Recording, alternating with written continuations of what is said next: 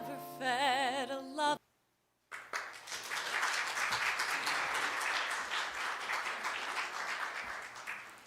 Wow. Thank you.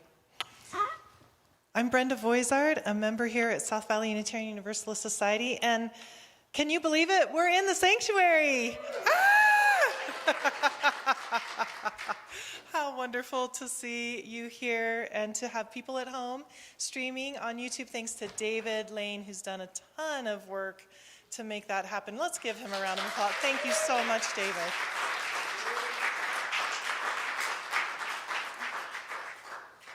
It takes a worship team to put on worship, so also included in this is Sophia, who is our board president and will be giving the board greeting here in a moment. Of course, Reverend Laura. Some of you might not have ever seen her in person. Here she is.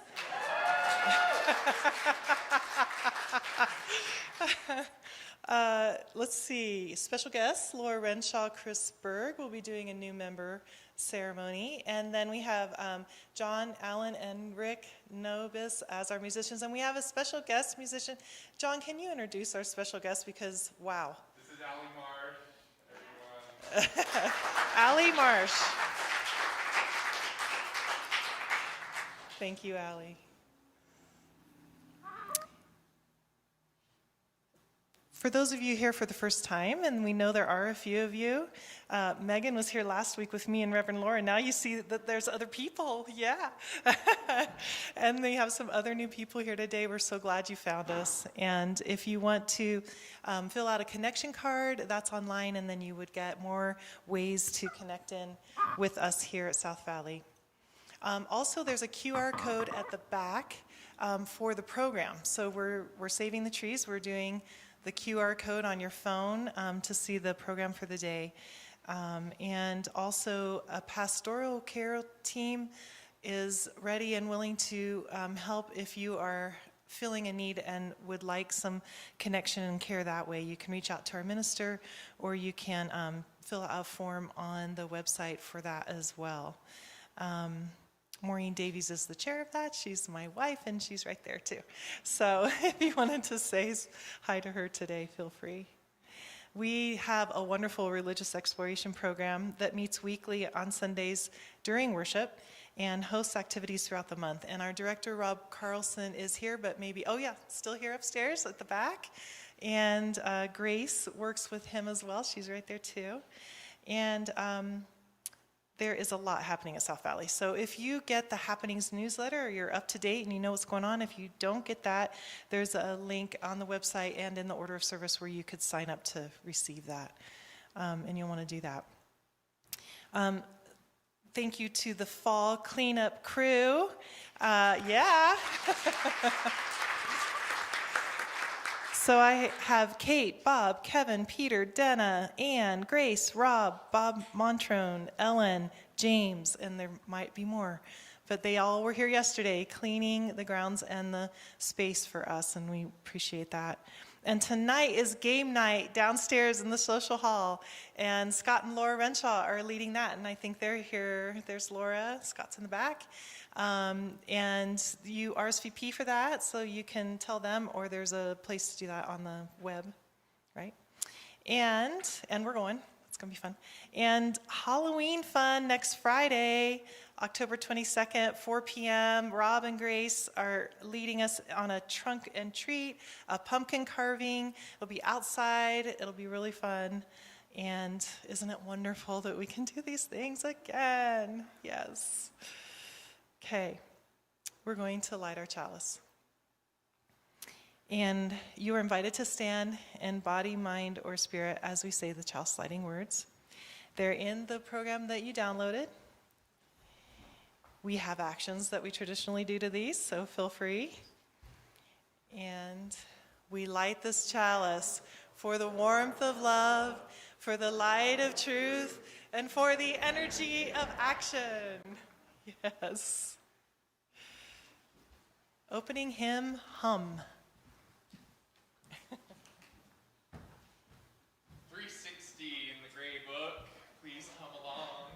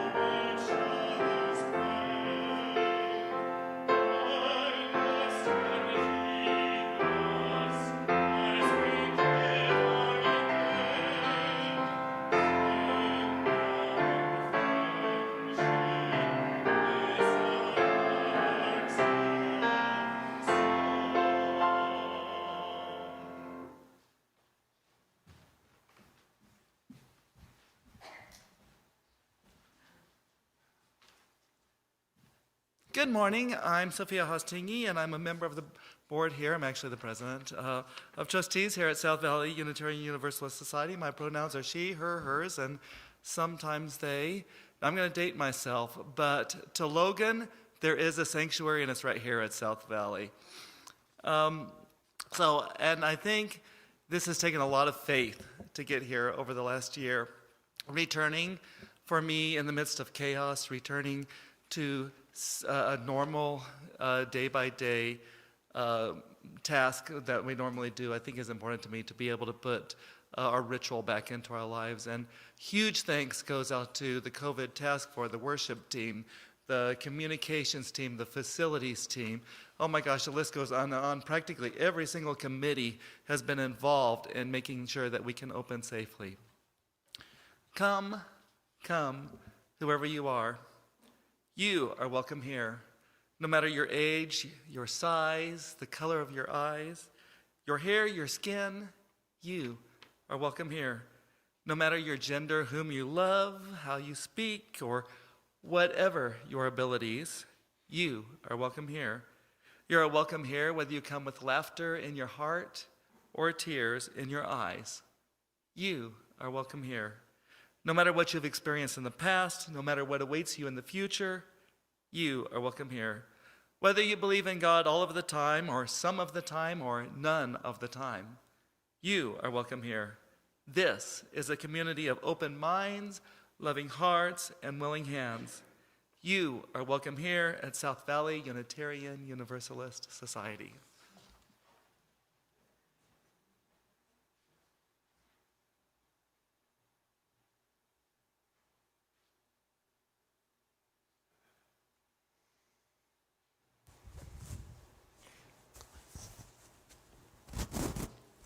So, this is my first time in the sanctuary with you all. Yay! Okay.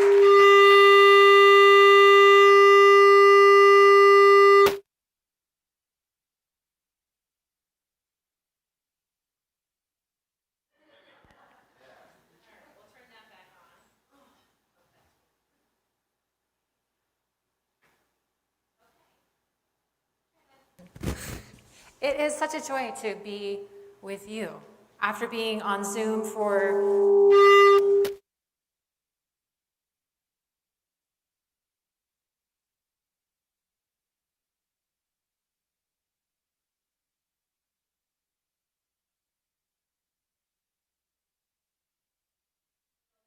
as well as times of COVID. For sure. Okay, so I thought it was appropriate that on my first Sunday with you that I bring back a tradition that Reverend Patty, my predecessor, walked you through, which is a land acknowledgement. So here is a land acknowledgement for South Valley Unitarian Universalist Society. This area, now known as the Greater Salt Lake Metropolitan Area, is named after the Ute tribe and is home to the Shoshone, Paiute, Gushute, and Ute tribes. This place has always been a gathering place and a crossroads for indigenous peoples. We acknowledge that these lands were stolen and its peoples were ravaged by disease, famine, forced migration, and cultural and physical genocide at the hands and the policies of white colonial settlers. As Unitarian Universalists, we acknowledge the complex and violent history we are a legacy to, and we commit ourselves to undoing the harms perpetuated by settler colonialism. We are called to stand in solidarity with those seeking justice, and we seek to authentically and with honesty engage in the necessary work that will produce justice for those disenfranchised and promotes healing of the whole of the earth. This land is holy land and has always been so and will remain so for time upon time. Let us gather and set our feet onto this ground and invoke that sense of sacredness by our gathered sense of being together. Our opening reading.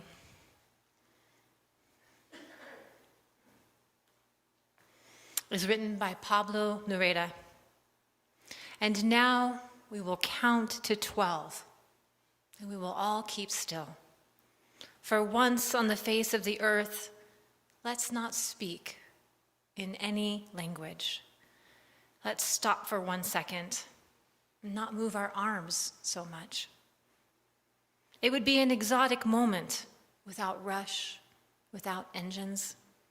We would all be together in such a sudden strangeness. Fishermen in the cold sea would not harm whales, and the man gathering salt would look at his hurt hands. Those who prepare green wars, wars with gas, wars with fire, would put on clean clothes and walk about with their brothers and sisters and siblings in the shade, doing nothing. What I want should not be confused with total inactivity. Life is what it is about, and I want to no truck with death. If we were not so single-minded about keeping our lives moving and for once could do nothing, perhaps a huge silence might interrupt this sadness of never understanding ourselves and of always threatening ourselves with annihilation. Perhaps the earth can teach us, as when everything seems dead and later proves to be alive. Perhaps the earth can teach us. Now I will count up to 12, and you keep quiet, and I will go. Pablo Neruda.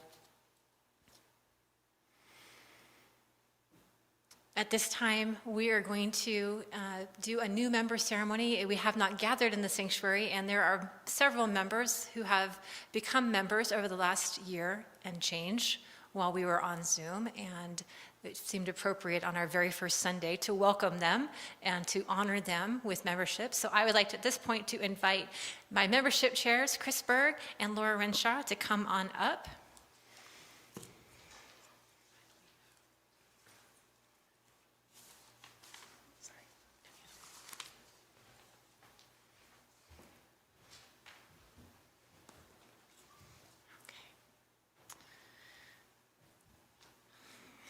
And so it is with rejoicing this morning that we have the opportunity to formally welcome into membership those who have joined South Valley over this last year.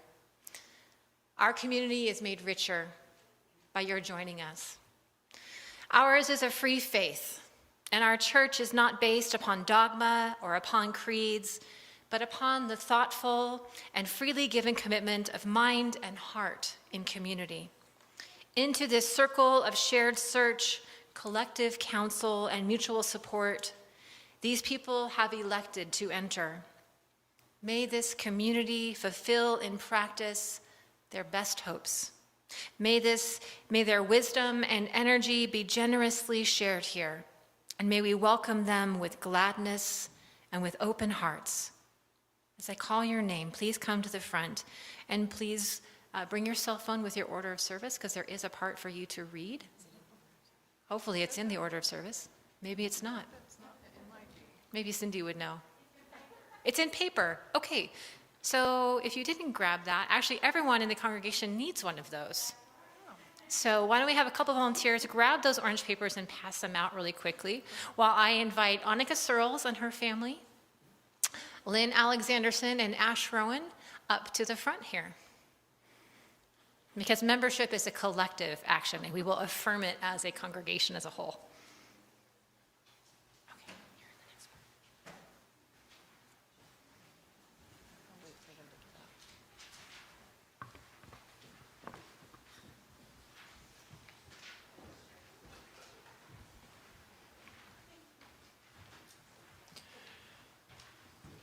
Membership in this community comes with both responsibilities and opportunities for living an enriched life of service. As a member, we ask 3 things of you. First, we ask that you attend worship regularly. Worship is the heart of our congregation's shared experience. While of course we all need to be away from time to time, we ask that you make it a priority to be present with us on Sunday mornings. Second, we ask that you get involved in one of our many ministries and make service to and for the community part of your commitment. This is a shared ministry, and our work is amplified and made brighter by the gifts you share with us. Join one of our Soul Matters groups, the choir, or volunteer for a ministry or leadership team. And let us know if you need help figuring out how to get involved. Third, we ask that you make a pledge to support the work of this community. Your pledge is critical to sustaining our many ministries and ensuring that those in need of a community such as ours may know of it.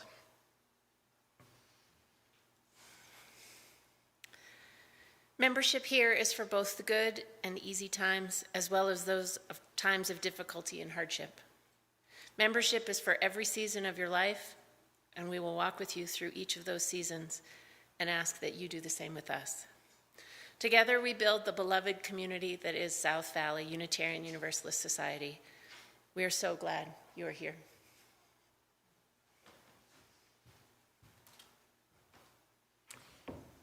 In the spirit of dedication, I now invite you, our newly received members, to join in speaking the words of commitment printed on your orange piece of paper. And you can remove your mask if you would like, or you can leave them on for this, so they can hear you. You can read in unison, yes.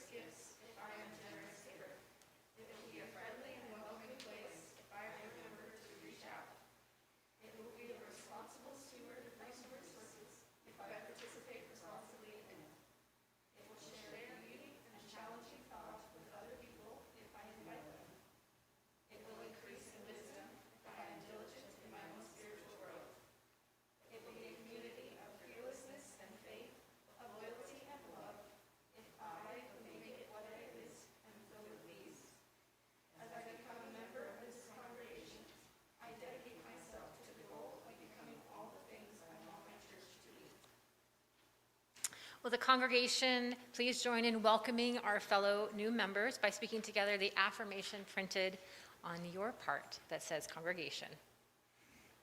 The mission of South Valley Unitarian Universalist Society to be a community of hope for religious explorers who wish to transform our world into a more just, compassionate, and sustainable place. We embrace diversity and provide opportunities for creativity, spiritual growth, and celebration of life. Into this covenant community of memory and promise, these new members are now enfolded. May this congregation nurture and challenge them, offering comfort and guidance, and calling forth the best within them. May they, in their turn, bring to this institution energy, vision, and commitment, that it may become ever more fully the community we have hoped for it to be. And the congregation responds. We rejoice in the promise of new friendship and growth as we renew and expand our covenant together. May the splendid venture of life continue to be celebrated faithfully here. And in this community, may the human spirit always find an ample home.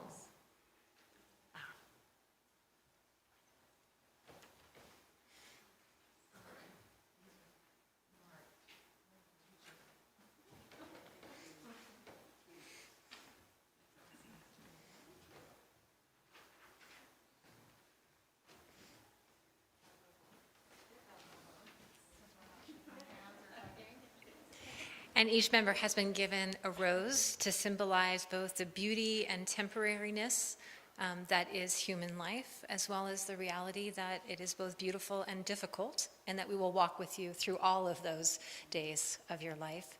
And also a pocket guide to Unitarian Universalism, so that you can know a little bit more about what it means to be a Unitarian Universalist, and write your own elevator script for that.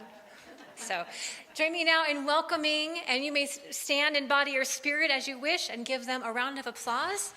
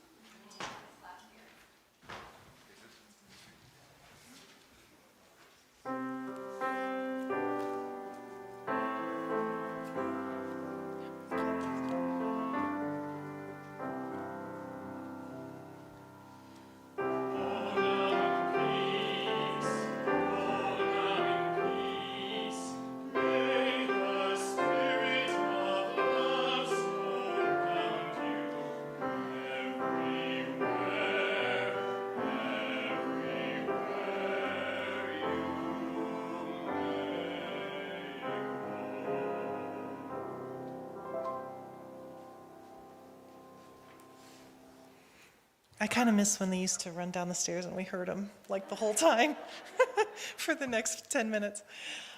But that works better. It's time for our offertory. This community, our church, and its many ministries are only made possible by the gifts you give of your time and talent and treasure. Many of us give monthly to ensure that this community continues, and we also take an offering on our Sunday worship services. There's a link to do so on Breeze. There's also a basket in the back of the church that Scott has placed in the back row on a chair back there if you'd like to give a physical cash donation today.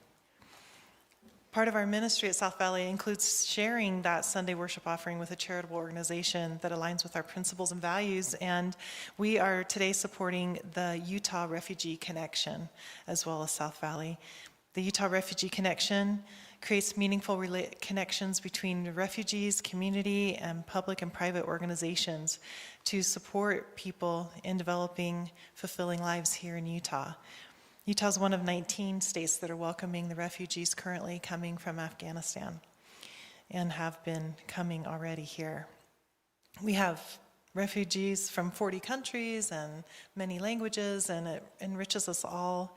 And so we are glad to share this offering with them. Please be generous.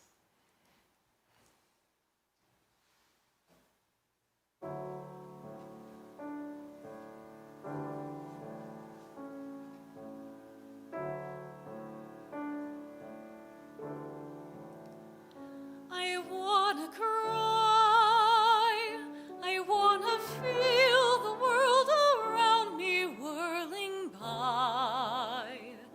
I wanna cry for those that live and those that die. You sing a lullaby.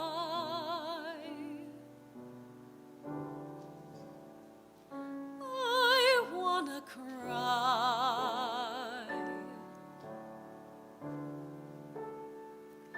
I wanna pray that all my wishes will come true after today.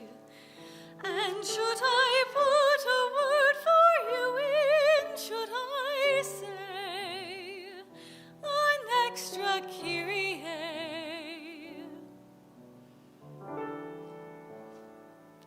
I wanna pray.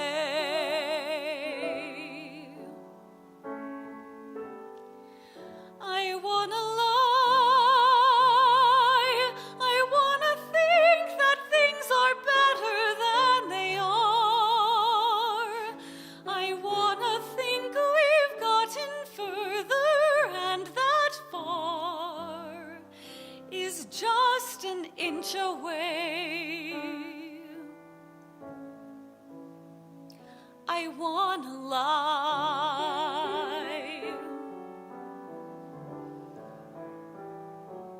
A horse with wings. I wanna think of things like that and other things. I want two brothers, one who laughs and one who sings. I hope the future brings a horse with wings.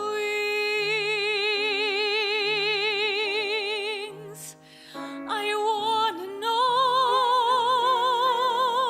the things they told me way back then were really so. I wanna make a little mark before I go, not barely just get by. I wanna fly.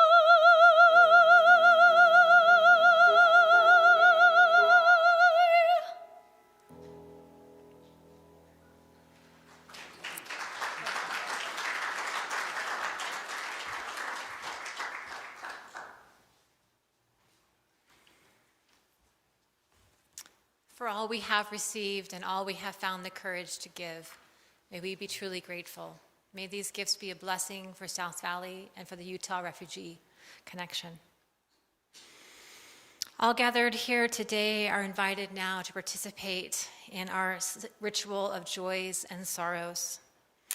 If you have a joy or a sorrow you'd like to have held in community, we'd invite you, once the music begins, to come to the front and place a stone in the water. Feel free to linger at the table and to hold that joy or sorrow in silence, and then to return to your seat. I would recommend maybe we come up this aisle and then down that aisle would be great. And at the close of the ritual, all who have wished to, all who have had an opportunity to add their stone are seated. We'll add one more stone to the water to represent those joys and concerns that are spoken on the heart, but not yet out loud. And John is going to gift us with the beautiful violin music this morning as we do this. Please process forward as you are willing and able.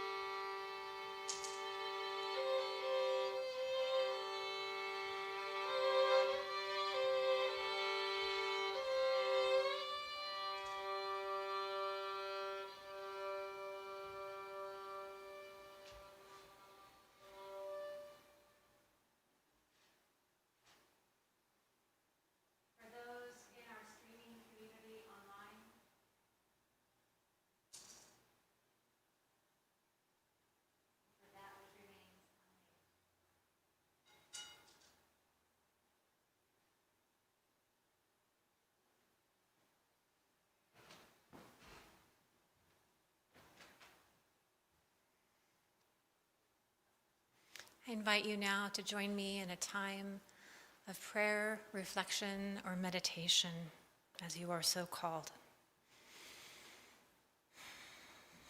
Great Spirit of life that runs literally through our DNA and roots us to the earth like the trees. It is good to be back in the sanctuary, and we are grateful for that. We name, though, the difficulty that has prevented us from gathering for so long. And we send our continued care and compassion for those on the front lines of the COVID-19 crisis, and those who are recovering from COVID, and those who are struggling for their very own lives. We walk with them in solidarity.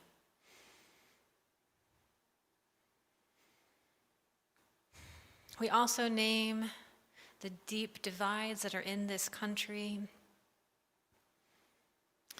We pray also for the justice movements that are arising all across the land, and we name them in our hearts and with our bodies as good. And we walk in solidarity and we fight for justice with a heart that knows that love always wins. And we speak those joys and sorrows that are named in this room into the shared blessing of this community, knowing that they are held well.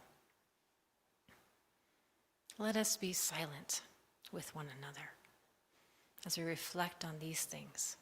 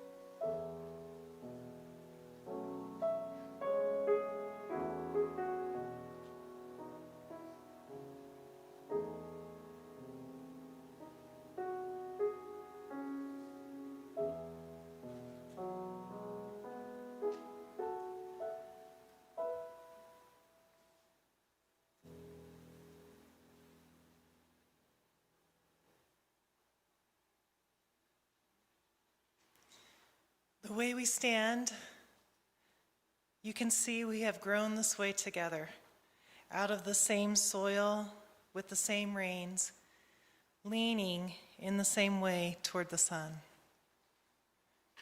See how we lean together in the same direction, how the dead limbs of one of us rest in the branches of another, how those branches have grown around the limbs, how the two are inseparable.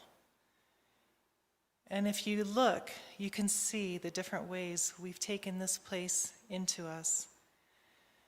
Magnolia, loblolly bay, sweet gum, southern bayberry, Pacific bayberry, wherever we grow, there are many of us.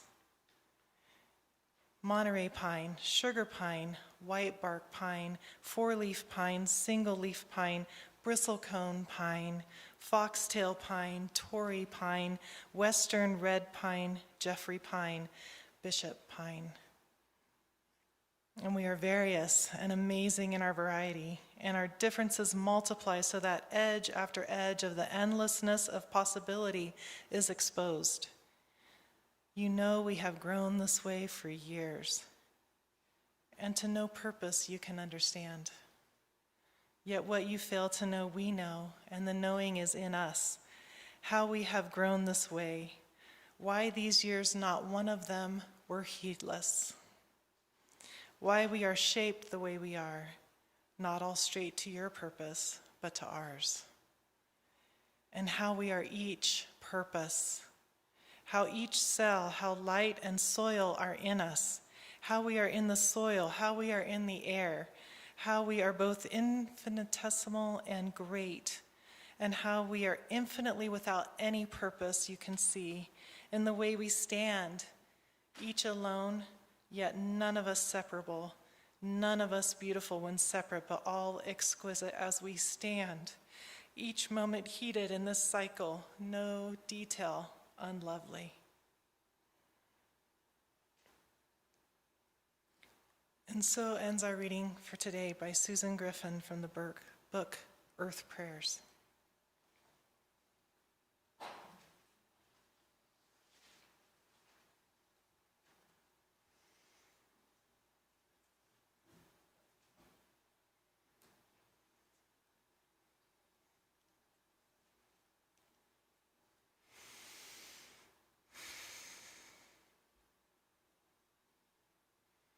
It is just good to see the top half of your faces.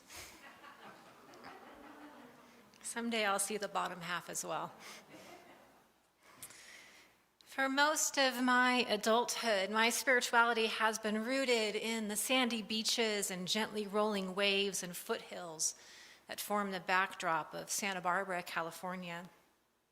These ancestral lands, stolen from the Chumash tribe over several hundred years, first by the Spanish and later by the Americans, is a lush and verdant landscape. Tended for over 13,000 years by the Chumash and fiercely protected by a modern coalition of environmentalists today, the land seems somehow there as if it is glowing. And when my children were young and delighted in fantastical imaginations, I would sometimes suggest to them that perhaps the fairies had sprinkled a little extra fairy dust here, and that was why this place held such beauty. And I wondered when I arrived to this arid and stark climate, the ancestral lands of the Shoshone, how my sense of the land would shift, and what new pathways for inquiry might open. I wondered how the different forms of water, snow versus ocean, streams versus rain, a vast salt lake versus a freshwater pond, would feel to my coastal body. I wondered how the wind and the trees might be the same or different, and how the changing of the seasons, so much more defined here, might differently awaken my sense of wonder as well as my sense of rootedness in the cycles of life. And while I am still only beginning to discover this as I experience my second round of seasons here in the Great Salt Lake, I have come to love the shaking aspen trees you have here, the vast pine and oak forests, and the many layers of topography that one can traverse in a single afternoon while driving in the canyons here. In this place that has called me to set down roots and make a home and thrive, where there is often very little water and a lot more sun and a wind and a great open expanse of land, I find my horizon, which was previously of the ocean, is well met by the vista of the mountains and plains here. And neither of those places is, of course, my ancestral home. Whatever tribe I originally descended from in what is now known as Northern Europe is lost to me. I, like many other people of Northern European descent, are the legacy of a genocide long finished. And my body and my blood are intertwined with the empires which eradicated those lands. I am now merged into a white identity from which I am trying to recover.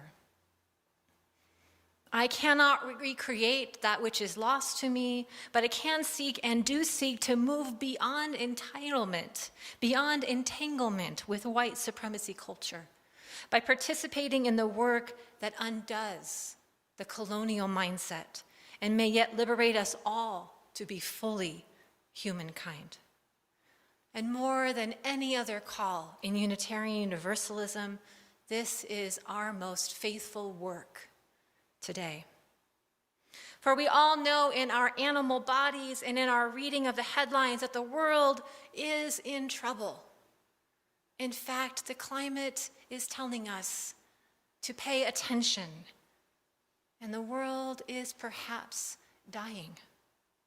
And it is up to us to collaborate and cooperate, to advocate and to shout like hell that we will not accept this as the inevitable fate of our humanity. We must learn to fight like hell if we hope to survive and pass the world on, a world that is living or worth living in, to the next generation. And to be perfectly frank, that next generation is pretty darn pissed off right now. And they are not going to sit idly by while we continue to poison the waters or dry up our great Salt Lake. This community, the community of South Valley Unitarian Universalist Society, we have work to do. We have been doing that work for a long time. Our solar panels are evidence of that, our commitment to going paperless as much as possible, our showing up for environmental justice that happens regularly as a part of our social justice work. These things matter and will continue to matter, and we are called to engage ever deeper. It is beyond time to simply limit our environmental efforts to recycling or writing a letter. It is time to get mad as hell. It's time to get mad as hell and to show up and to say no more, again and again and again. It is time to not accept the status quo. And it is time to get a little uncomfortable. I'm inviting you to get a little uncomfortable. Justice work makes us uncomfortable. And everyone has a different way of showing up for justice work. Not everyone is a show up at a protest down at the Capitol kind of person, but some of you are. Some of you are more of a letter writer or a legislator caller or a legislation drafter. Whatever it is that you are called to do, I ask you to step into that. As we gather once again as a community, we need to have solidarity and connectedness to one another toward a common cause. And what greater cause could there be than saving the home that we know, the only home that we will ever know, this earth? We are already experiencing discomfort and disruption from climate change. Last winter, we did not receive enough snow. This past summer was much longer and hotter. That wasn't in the flyer for South Valley, I'll tell you that. And this next winter is yet to unfold. This disruption and discomfort will continue and likely worsen in the seasons to come. This is inevitable, given the rate of climate change already unleashed. What is not inevitable is our response. We can choose that. And I ask and invite you to choose with me to side with the earth, to side with the creatures, the insects, the flora, and the fauna. Because we don't have time to despair. Because if we despair, we remain locked in helplessness. And this is no time for freezing in the face of fear. This is also not a time to continue to fight for resources that are increasingly scarce. And this is also not a time to tune out and just focus on feeding your family or building your legacy. Those other two F's, as Karen Armstrong once wrote, reproduction and feeding. Instead, this is a time for the building of a resilient and expansive compassion. Now is the time to embrace what the trees and the forest already know, that we need one another. For so long, we have imagined that our intelligence was the penultimate example in the universe. Now, however, science is revealing that the trees and the forest itself is a highly advanced civic society, living in harmony with itself. Trees, plants, fungi, insects, birds, and animals of all sorts live in a balanced and equitable society. In her book, Finding the Mother Tree, Suzanne Simard offers us the findings of the body of her published and peer-reviewed scientific inquiries on the life of trees. She tells us that trees mother. Trees recognize their own kin. They nurture. They socialize. They defend one another. And yes, they even mourn their elders when they are lost. They may not speak in the way that we are accustomed to, but they communicate with each other through a vast network of fungal connections, most of which remain unnamed and unknown to our scientific community. I will say it again. Trees mother. They mother the other trees.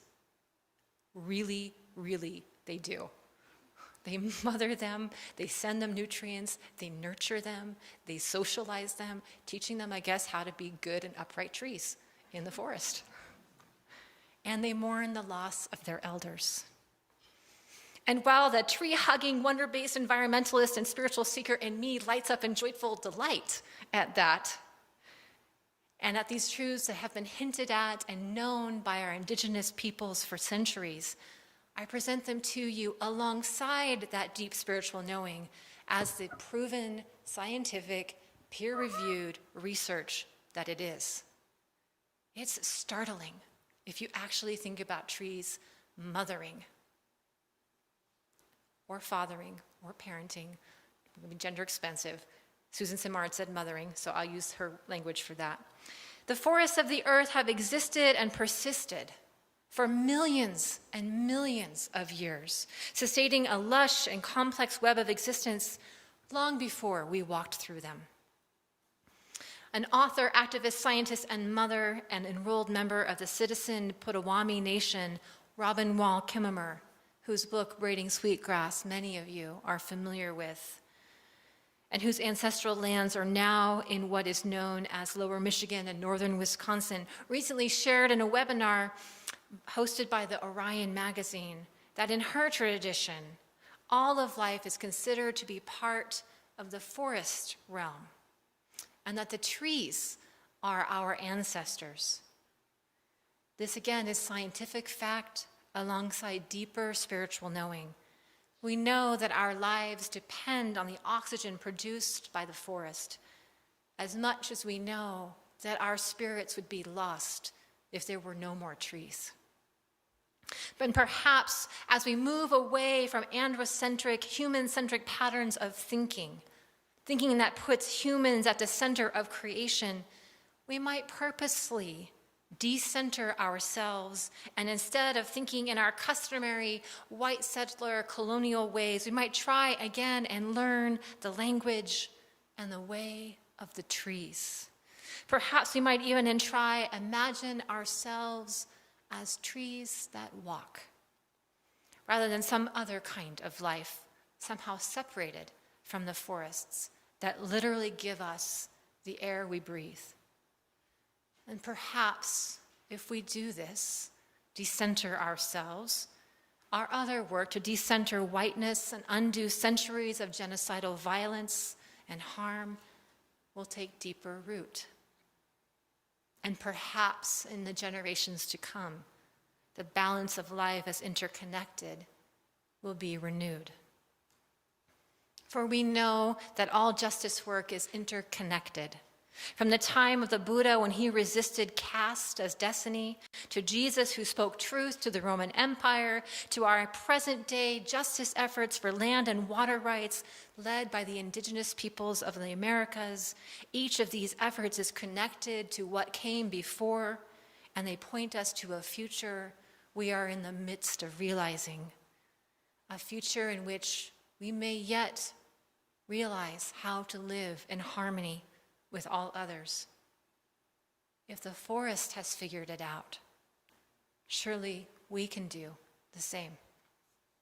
Decentering, deconstructing, and ultimately decomposing the colonial self is not a work for a single life or a lifetime, but it is the work that we are called to as a community in this time, urgently so, to continue to undertake. The earth is calling for us to remember, literally to become members once again of the larger interconnected web of existence for our mutual survival.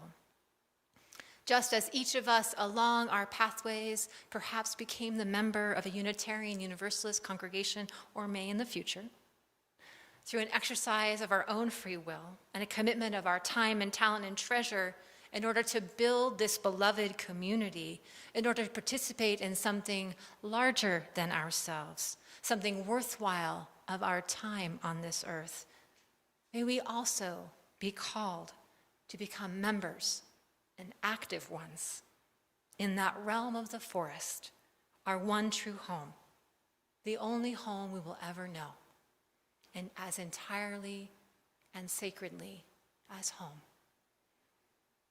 May it be so, and amen. I wish to share this parting words by David Wagner, who writes, "Stand still. The trees ahead and the bushes beside you are not lost. Wherever you are is called here.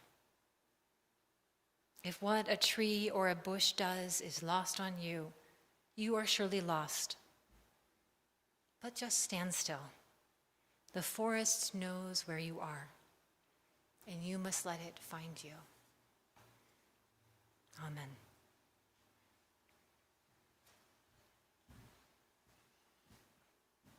Please stand as you are willing and able for our closing hymn hum. 1068. Rising Green.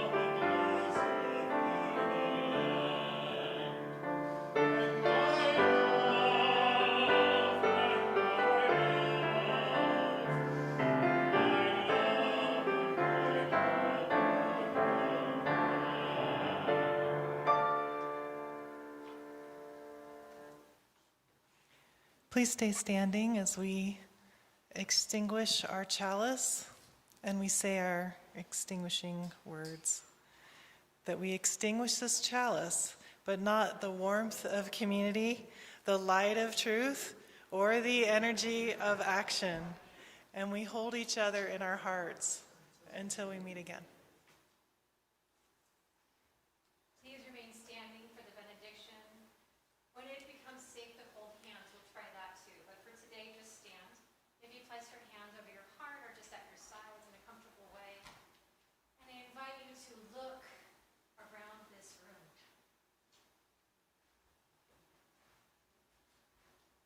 See these beloved people that you have been missing for so long. May you be good to one another, and may you be whole. Please be seated for the postlude, and following the postlude, the worship team will process out to the outside to encourage you to join us outside for social hour. So give us a moment to escape after the postlude. It's so great to be back together again and playing and making music with people instead of a computer camera.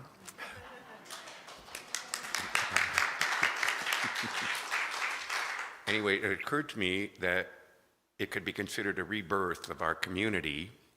And so I chose a postlude from the Renaissance, the rebirth, Renaissance.